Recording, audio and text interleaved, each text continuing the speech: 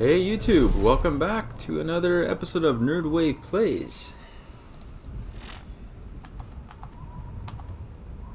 And we are... what are we looking for? Dividing Faults, back to Sanders Gorge, and Tartarus Station. So, why don't we knock out Tartarus Station first? So I'm kind of looking at the schedule. And there's actually quite a bit to do, because I don't recall how long this DLC is, but I'd like to have it wrapped up by end of September. So what I may need to do... oh wait, we're going the wrong way. What I may need to do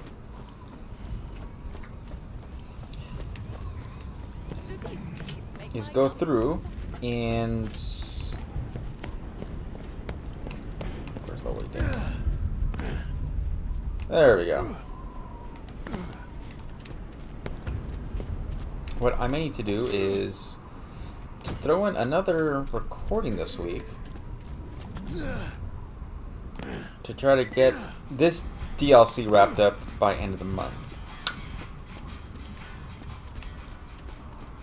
So, not sure if we can do it or not, but we're gonna try.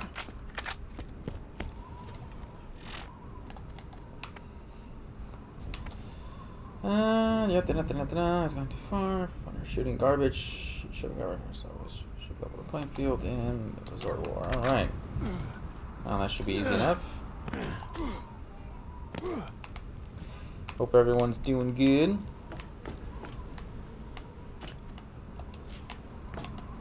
Sorry, bud.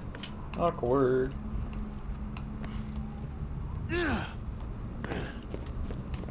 It's Monday evening.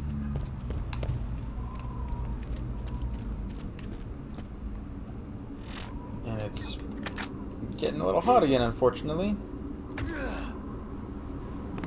I was kind of looking forward to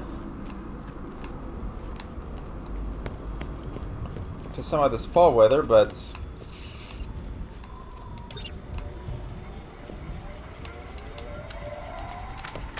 well, it looks like it was short-lived. But it should be hot for the next, like, day or two, and then it's going to start to cool off again, so it's not so bad. Let's turn this quest in, and then we'll head over to... since Sanders Gorge is somewhat in my memory, not... I think we'll knock out that one first, since it's not totally fresh, but fresh enough.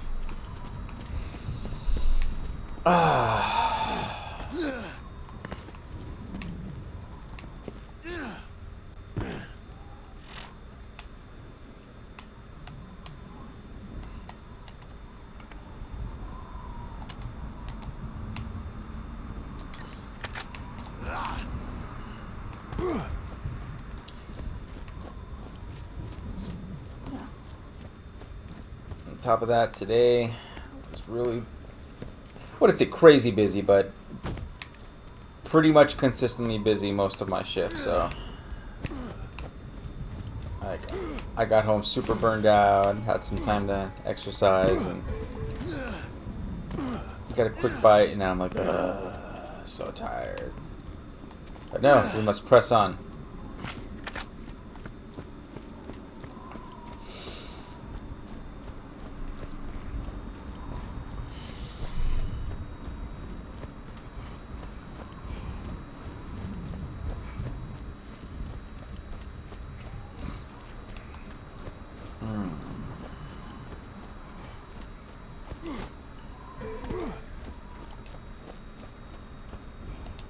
Here we go. And my schedule's changing a bit this week.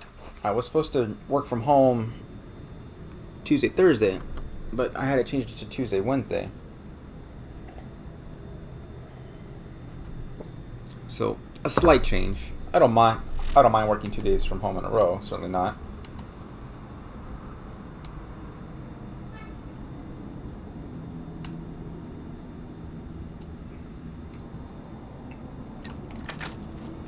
Yeah, I certainly don't mind at all.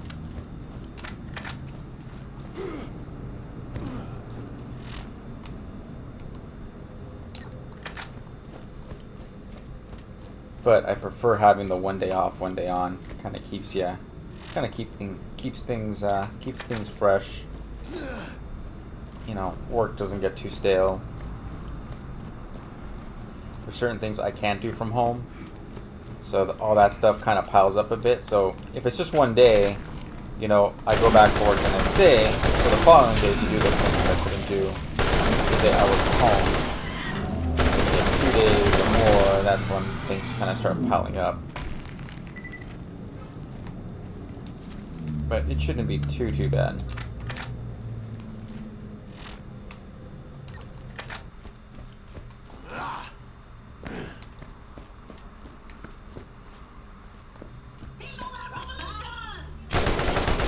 More trucks.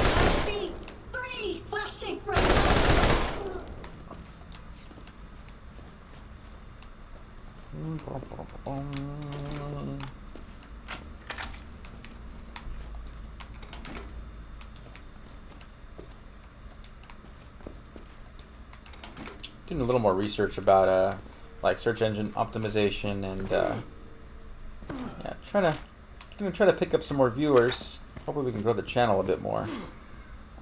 You know, coming in from like pretty much no subscribers 7 months ago to I think we're at 18. It's not too shabby. So maybe we change the way the content's coming out. I'm gonna start to play with the oh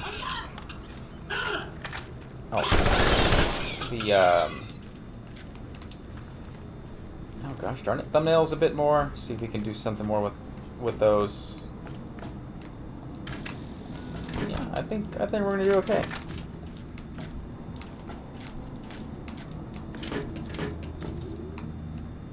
All right, where are we here?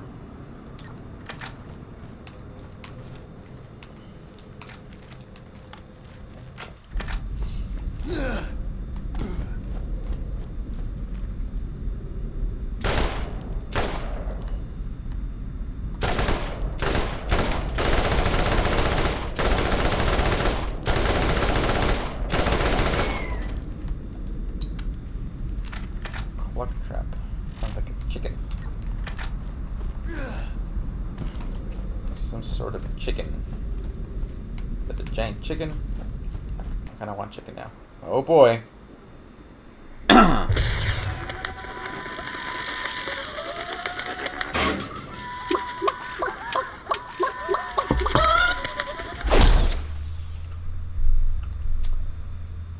Okay, Claptrap.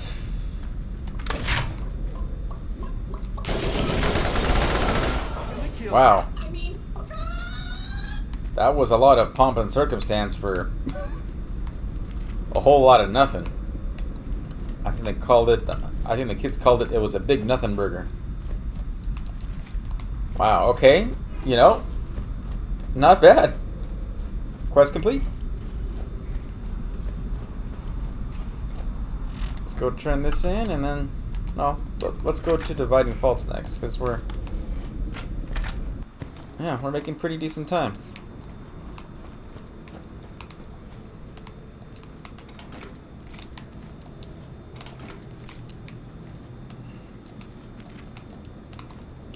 I don't think it's ever going to grow to, like, you know, anything huge, but, you know, maybe we can change up the content and see what works. I mean, looking at the data, you know, I can see the bulk of my views came from a couple of console reviews I did, one of which was pretty awful. It was only partially scripted, and I didn't really even... I mean, I went partially off the script, but not really. And, yeah. I guess I could say I wasn't totally satisfied the way it came out. However, I wanted to upload it and put it up simply because I want to see how I change going from one to the other. Because The first one I did was on the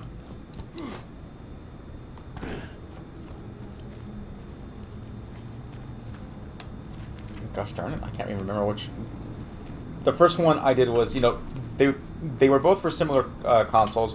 One was for the Sumo Sys, and the other one was for, you know what? I have it handy. Oh, that's what it was. I totally forgot what it was called. It was the mini G-Box. Yeah, it's sitting here in my living room right now, collecting dust. It goes to show how much I've been using it.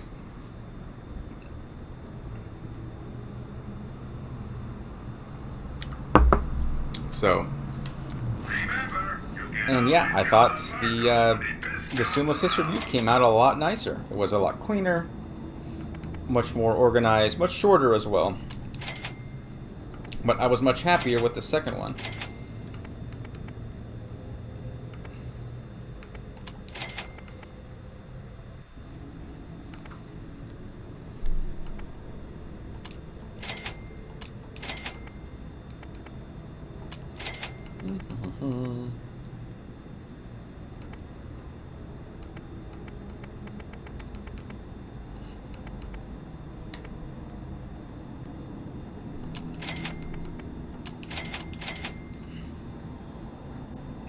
We're keeping this shield because at 40 it will be totally useful. Let's top up the combat rifle ammo while we're here, and let's roll out.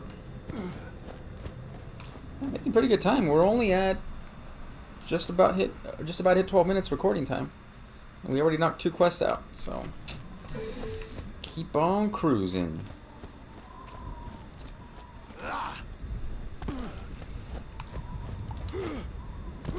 And I did pick up another game because, you know, I was actually thinking if I can get done with this this early, maybe we start spooky season a bit sooner, because I did pick up, after finally wanting to play it for a while, it was the Friday the 13th game. Picked it up for the Switch. Got it used. I still had some cash left on a gift card I got for my birthday, and I had the $5 coupon from GameStop. So applied the gift card, applied the coupon. I think I paid so the game ended up only cost me about $8 used. So, you know, not really a bad deal.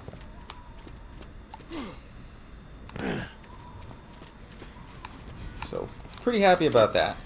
Hopefully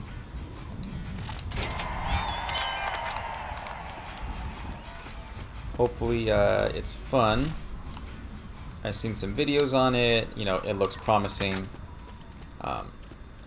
You know, seems pretty true to the film from what I can tell.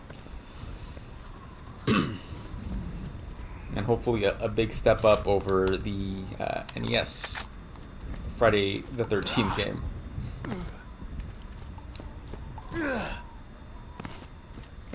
I never owned it, but I had a buddy in grade school who was also really into video games, and you know, we'd come down and we'd play games, and that was one of the, you know, we'd kind of trade games, and I let him borrow some of my games, and he'd give me some of his for a while.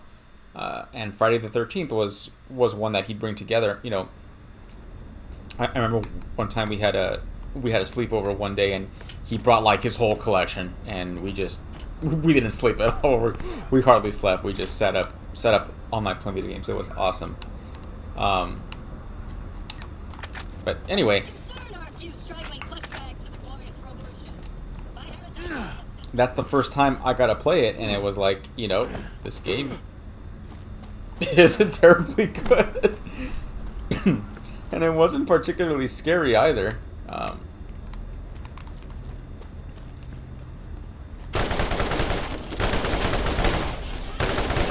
Yeah, I think we ended up mostly playing we played a lot of Metroid, because that's you know, again, it's a classic NES console title, and I never even heard of it before, you know, before that. And, you know, so we'd like made maps and try to, you know, this was back in the dinosaur age, so the internet was, I mean, it was around. I mean, commercially it was around, but it was early. Like, this was like early 1990s,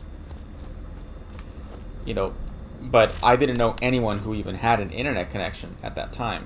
You know, it wasn't common like it is now, where everyone has internet today. You know, this was a very different time.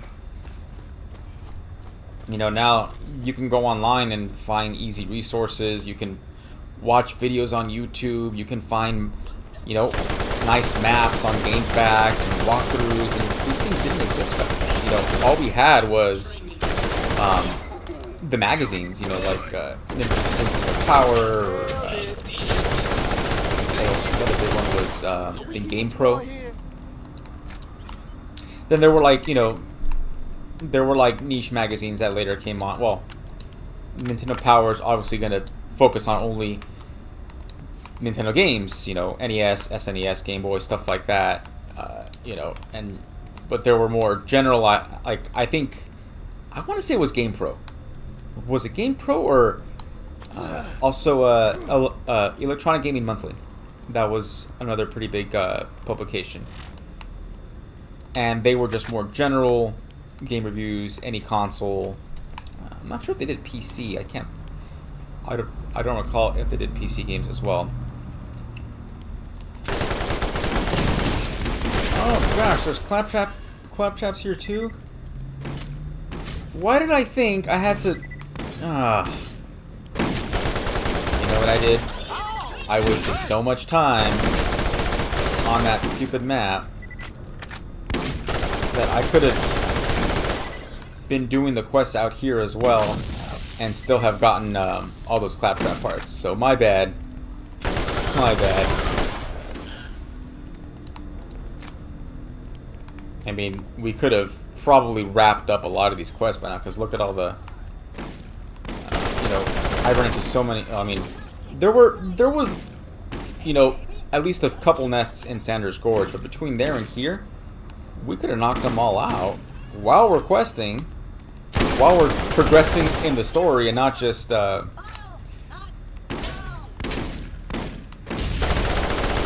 yikes, you know, not just getting stuck here, you know, having to farm the materials over. So, but now we know. Now we know. So, if we do a second playthrough, which we may at some time in the future. These guys are coming out of everywhere. It's like urban warfare here.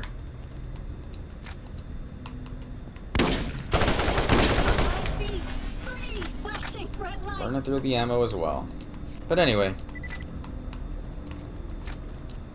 we were talking about gaming magazines and such. So yeah, there weren't nearly as many resources back then for gamers to get walkthroughs and cheat codes and you know, gaming tips and maps, and like this stuff just didn't really exist. Like, you had the magazines, you had your friends, you know, if your friends were into gaming, you'd kind of, you know, share things with each other, things you kind of found out, you know, either on your own or through someone else. And then, interestingly enough, like, Nintendo had a hotline for help. Like, if you got stuck on a game, you can call like a game master and they help you if you were stuck. And I remember probably using it a couple times, much to the dissatisfaction of my parents, because I think they were 800 or 900 numbers, so yeah, expensive. What have we here?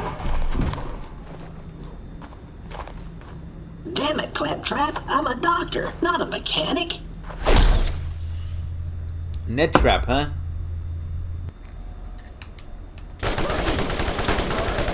Sorry, Ned.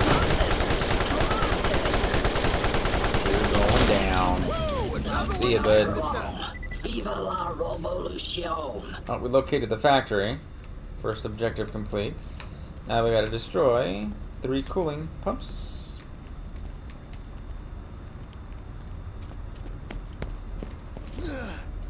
And that should render the factory useless. But yeah, it was just a very different time. You know, I think in a lot of ways we have it so much better today because all this information's at your fingertips. You don't have to scour, you know, all these magazines to find things. You know, I mean, some information will just surface. You know, it's like either you knew it or you didn't. You know, but now, no problem. You know, you have all this knowledge at your fingertips that we can use, and it just simply didn't exist when I was younger. Of course, the downside there is things aren't as there's no like epiphany moments or this, you know, if you discover a code or a secret, you're like, whoa, you know, does anyone else know about this? So you write it down and you take notes and stuff, and you know, you can impress your friends, or you go back to school Monday and you're over the weekend I figured this thing out in Super Mario World. It's like, we knew that already. You're like, well, that brought me down some. There was also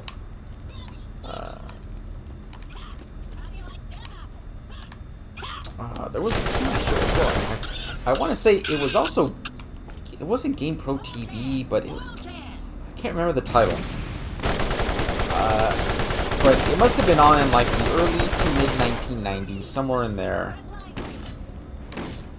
And yeah, they do game reviews and tips and tricks and cheat codes and, you know, all in, you know, more of a modern video format, you know, which was also really neat. It's just you had to wait, you know, I think the show was only on once a week. And like, again, back then it was very different to like, you know, unless you knew exactly when a TV show was going to be on, you know, it could be difficult to get certain, you know, to watch certain shows. And, you know, there was no TiVo, there was no, you know, all we had was, you know, VCR and blank tapes, but you had to know what time the show was going to be on for you to program your VCR to record it, and it was kind of a pain in the butt. And yeah, again, not like today. Today's just so much easier. And if you miss an episode, it's like, well, you missed it. Maybe it would be on, maybe you'd catch a rerun later, or maybe it wouldn't. But it was an option, you know, and that's just what we had for us. Alternatively, this actually it's getting me thinking here.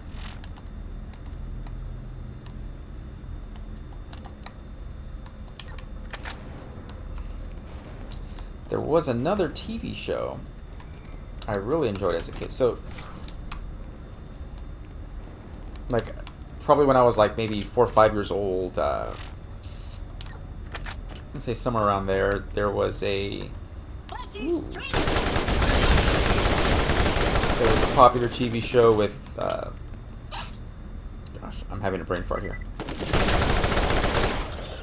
It was the Super Mario Brothers Super Show. And that was on weekday mornings, early in the morning. Like, I think it must have been like between 5 a.m. 6 a.m. It was on really early. So if I could, you know, muster up the, I mean, if I could be awake that early, you know, I'd catch it before going to school.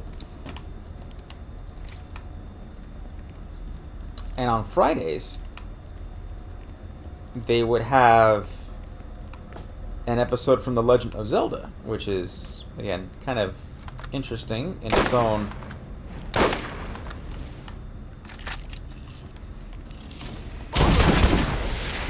There we go. Ooh. Nope.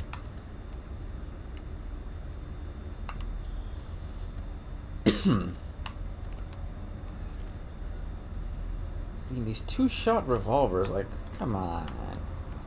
What are you, a shotgun? Actually, we can probably...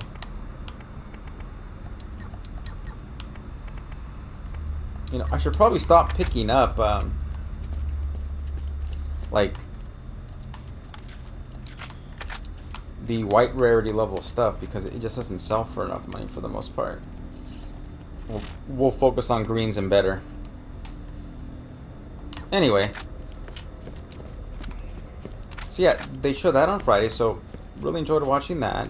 Although I never, again, kind of the same thing with Metroid. You know, I had heard of the game, but it's not something I was too interested in at that point. I did like watching the cartoon, but I just never really got into playing the game. You know, it might have been a bit too... I mean, the difficulty level may have been a bit too much, and the style of game, you know, I was... You know, what was I really into? You know, Super Mario Brothers, love that. Duck Hunt. I also really enjoyed Duck Hunt because it was a pretty simple game to play.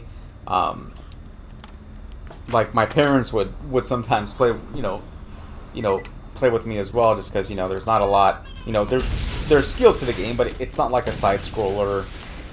You know, you just kind of, you know, point and shoot.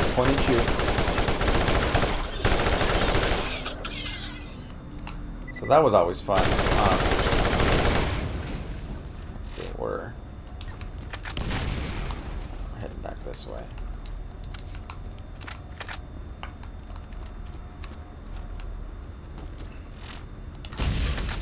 The other game there was another TV show as well that kind of came out around the same time. May have been a different channel.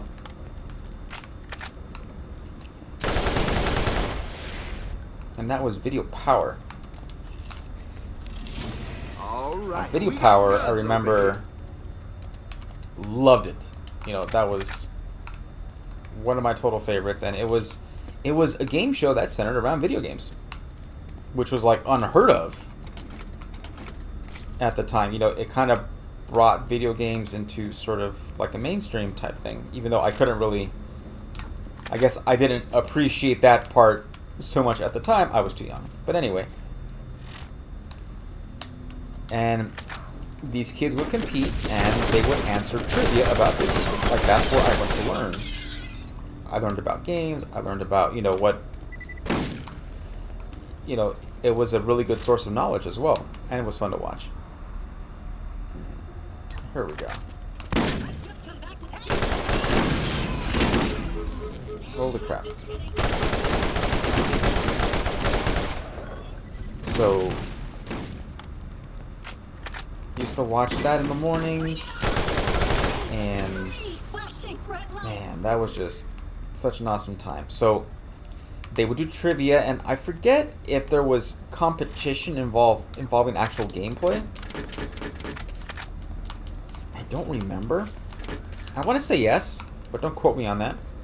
But whoever had the highest score by the end would get to go to the bonus round, or the excuse me, like, you know, it was sort of like the main event is, you know, that's what you were there for.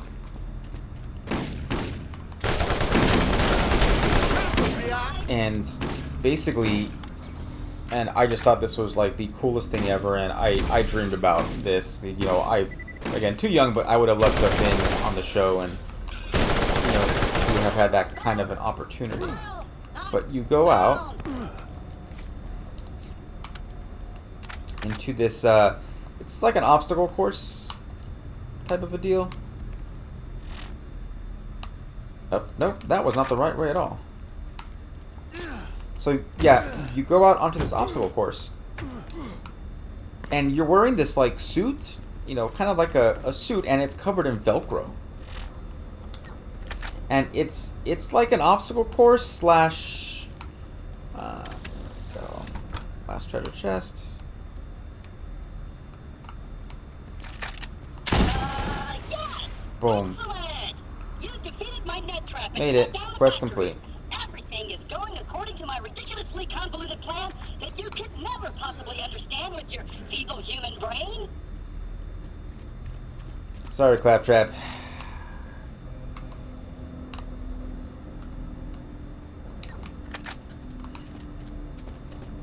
Anyway, so yeah, this thing could have been so much shorter. Look at all this stuff.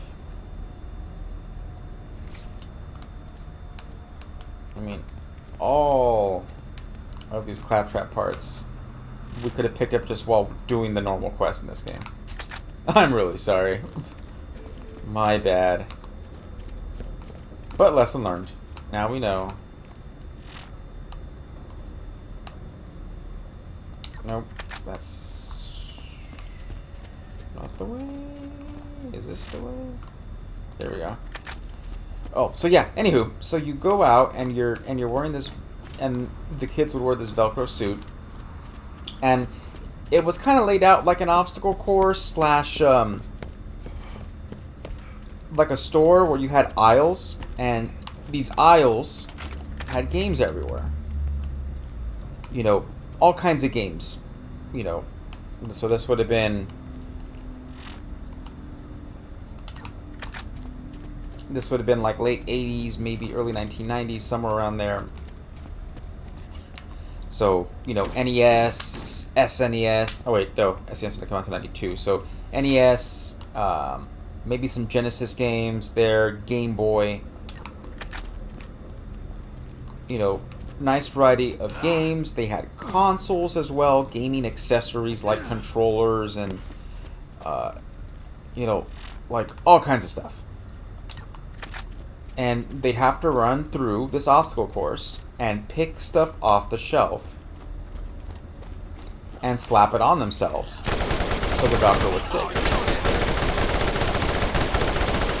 That was kind of the premise. But they had to get to the end of the obstacle course, which was after you went through, like, I think it was like 2 stories. So you went to the first floor and you, I mean, and it was a short amount of time, you know.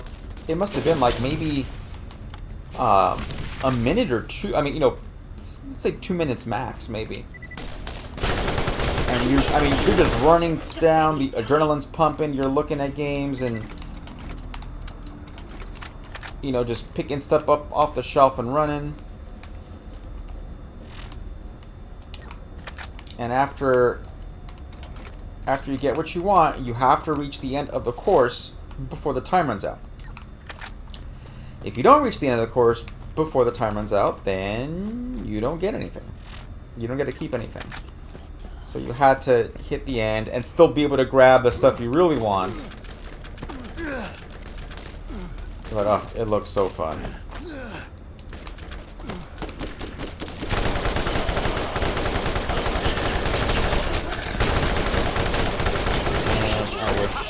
And I really wish they could bring something like that back. That would be awesome. Just let me die.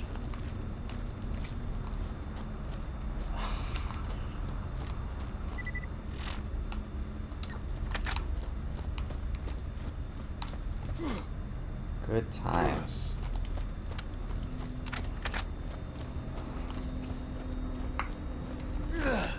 Okay.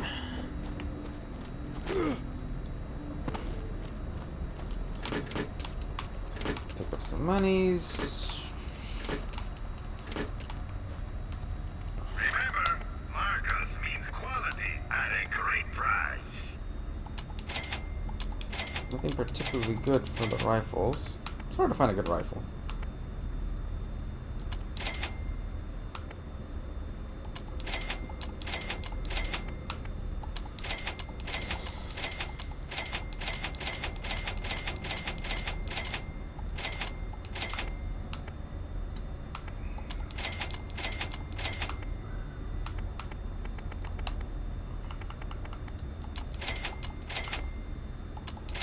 Alright.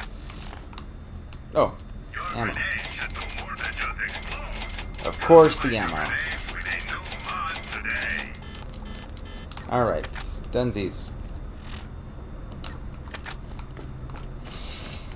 Alright. Back to Tartarus Station. Let's see how far along we are. You know, if that's the case, then there aren't a lot of subsections here. We might be nearing the end, because let's see, we went here. We did the quest in Sanders Gorge. There's... oh, this is the last section up here to the northeast. That's probably the last one. So we're probably pretty close to the end, actually, come to think of it. So I wonder... I may not have to film the extra stuff. We can probably just play normally. Attention! Attention! Bandits are attacking Tartarus Station. If you play What, dead, in Tarnation? they'll leave you alone.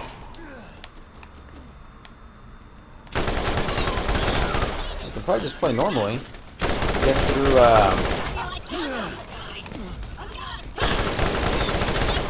oh, snap.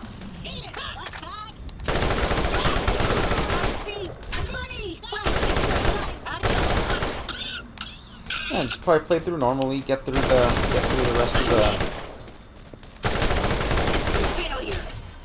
the game, and then, you know, if we're done early, then we'll do some Friday the 13th. And I haven't played it yet, so it'll be a brand new experience for me. So well, it's not a single player game in that sense. It seems more of like a match-based game, like Battle Royale-ish type. So it won't be a walkthrough, because I won't be able to walk you through it. I'd be a total noob, total beginner, and it'll be Nerdwave's first playthrough, which is also an interesting concept of content. Another notch on my whip. Oh, you're kidding me. So many claptraps. Claptraps everywhere.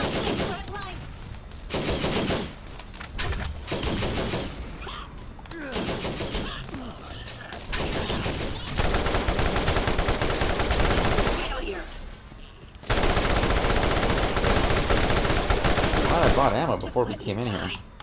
This would have been a pain otherwise.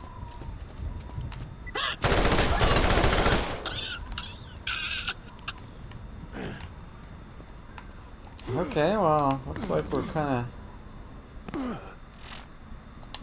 oh! Blake's the turn-in for that one, not the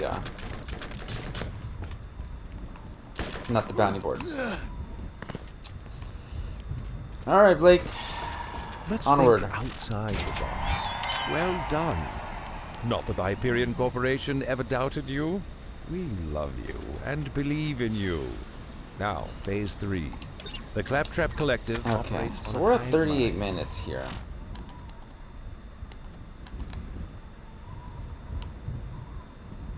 Oh, there's another Light area that way. And the rest will fall. To accomplish this, you'll need to steal the wireless information router. Figure by the time we're done there and come back, let's see.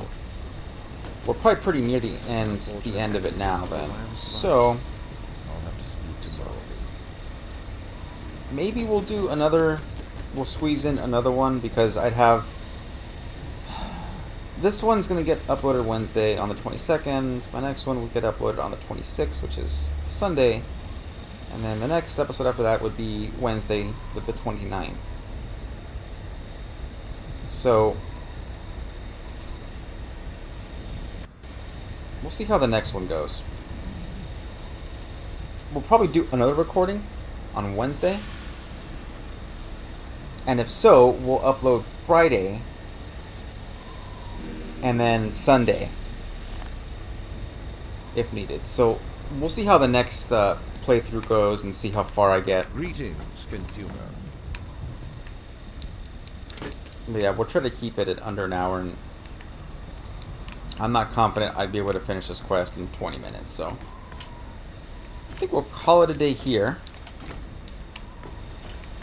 And we'll see how the rest goes.